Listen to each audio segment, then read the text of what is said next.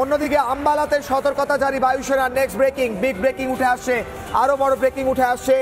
আম্বালাতে আবার সতর্কতা জারি করা হচ্ছে বায়ুসেনার তরফে। সাইরেন বাজছে আম্বালা জুড়ে।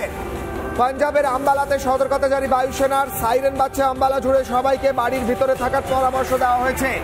অর্থাৎ ফের পাকিস্তানের তরফে কোনো শয়তানি করা হলে তাদেরকে যোগ্য জবাব দেওয়া হবে, কিন্তু সাধারণ নাগরিক যাতে সুরক্ষিত থাকে তাই জন্য সতর্কতা জারি করেছে বায়ুসেনা।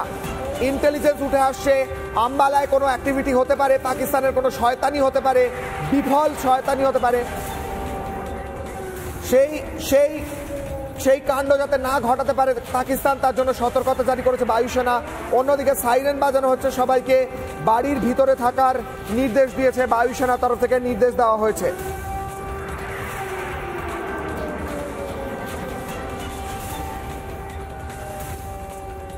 গতকাল থেকে পাকিস্তান বারবার যে হাস্যকর চেষ্টা চালিয়েছে, পাকিস্তানের কোমর ভেঙে দিয়েছে ভারত।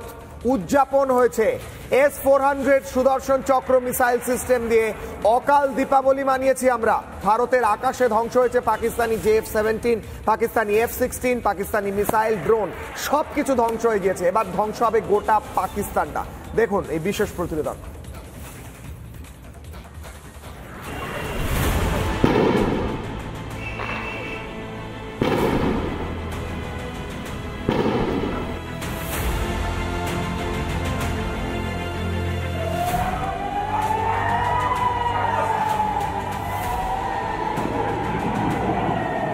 জম্মু শহরকে ব্ল্যাকআউট করে দেওয়া হয়েছে, অর্থাৎ যতদূর চোখ যাবে গোটা রাস্তাটাই অন্ধকার। শুধুমাত্র সেই দুটো বা একটা গাড়ি এই মুহূর্তে চলাচল করছে, যারা নিজেদের নিরাপদ যে আশ্রয় সেই আশ্রয়ে পৌঁছচ্ছেন।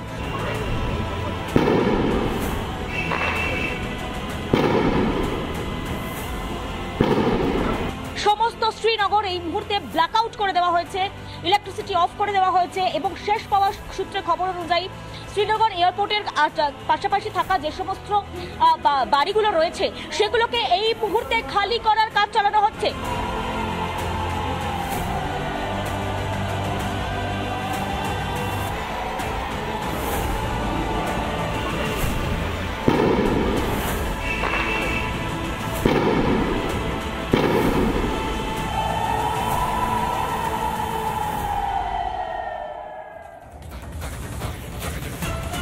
প্রতিরক্ষায় তৈরি রয়েছে ভারত, দেশের সুরক্ষায় তৈরি ভারত।